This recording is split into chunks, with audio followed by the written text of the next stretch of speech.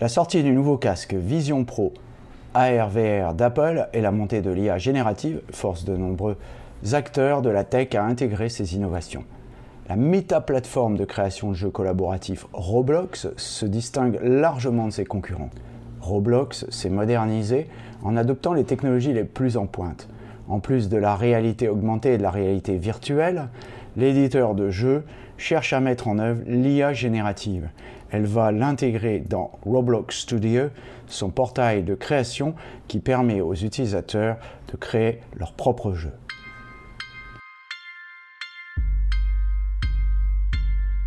Des interviews, des chiffres, des faits, des études. Pas de blabla, ce sont les podcasts de Visionary Marketing disponibles sur toutes les bonnes chaînes de balado-diffusion. Bonjour et bienvenue dans les podcasts de Visionary Marketing. Le sujet du jour, Roblox, la plateforme de création de jeux dopée à l'IA. Un article écrit par Matt Nielsen.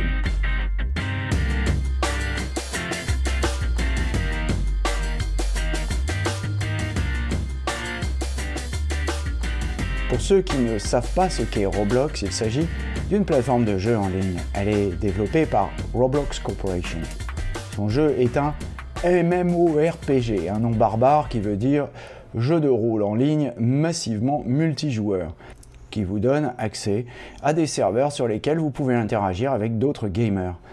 Chaque serveur a son propre thème, ce qui permet aux utilisateurs de jouer sur le serveur de leur choix. Mais il est également possible d'y créer son serveur et d'y bâtir son propre monde.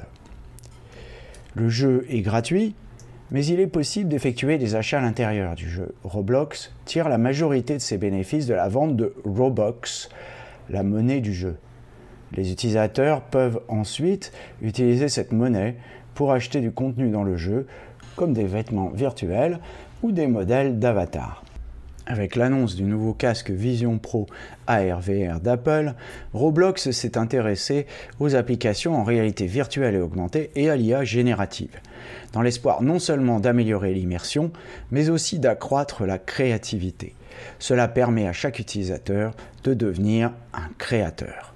Comme on peut le voir dans la vidéo de l'article de ce jour daté du 11 juillet 2023, Roblox a testé une nouvelle IA générative à inclure dans son Roblox Studio. Cela permet aux utilisateurs de lancer des commandes rapides en tapant dans l'interface. Qu'il s'agisse de générer du contenu ou modifier des propriétés dans le jeu lui-même, l'IA générative ouvre un nouveau champ de créativité pour les utilisateurs. Comme avec l'IA Firefly d'Adobe, la mise en œuvre de cette technologie donne à chacun la possibilité de devenir un créateur. L'introduction et la mise en œuvre de ces technologies se heurtent cependant aux mêmes défis que les autres innovations. Le principal défi auquel sont confrontés les développeurs qui mettent en œuvre ces nouvelles technologies est la crainte d'une utilisation malhonnête de la technologie. Dans le cas de Roblox, il semble qu'il s'agisse de l'utilisation de l'IA pour produire des contenus biaisés ou carrément néfastes pour les utilisateurs.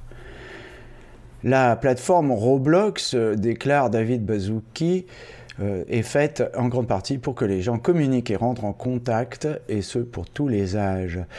Lors d'une interview accordée à CNBC, le PDG David Baszucki a été interrogé sur la question de savoir si la technologie de la réalité virtuelle, VR, était plus adaptée aux adultes ou aux enfants.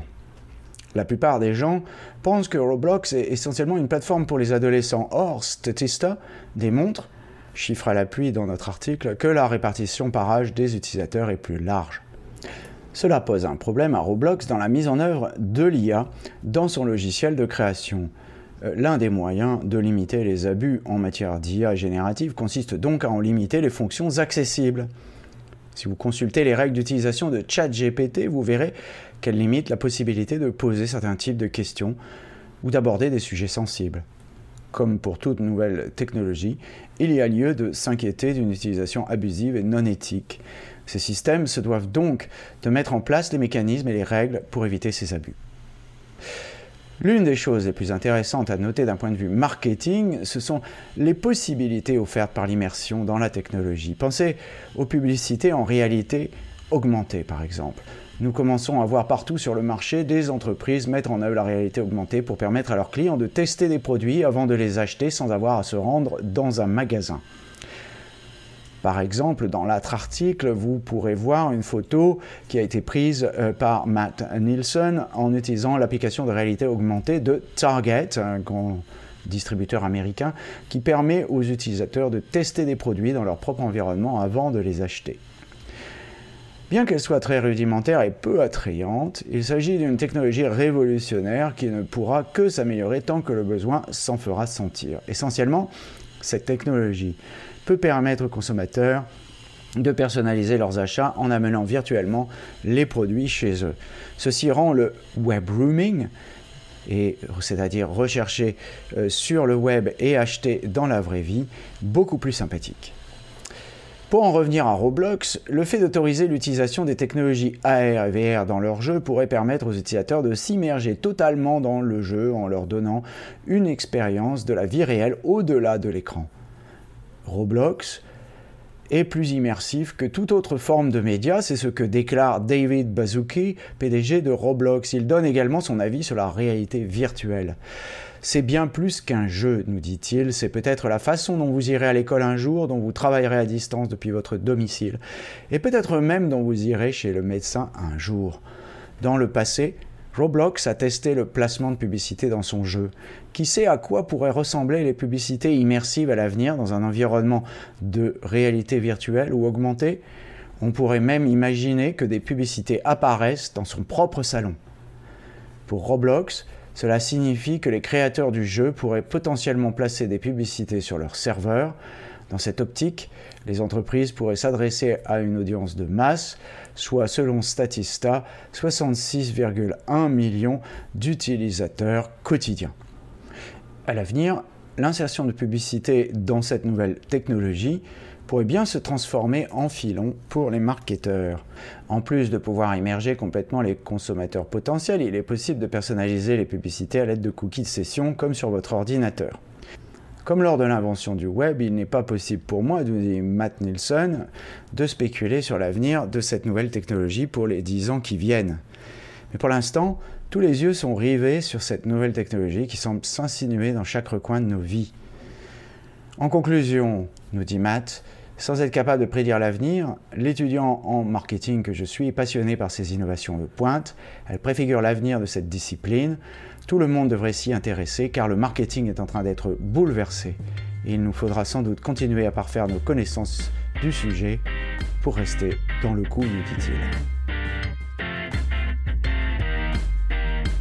Surtout, n'oubliez pas de mettre une bonne note à ce podcast si vous l'avez apprécié.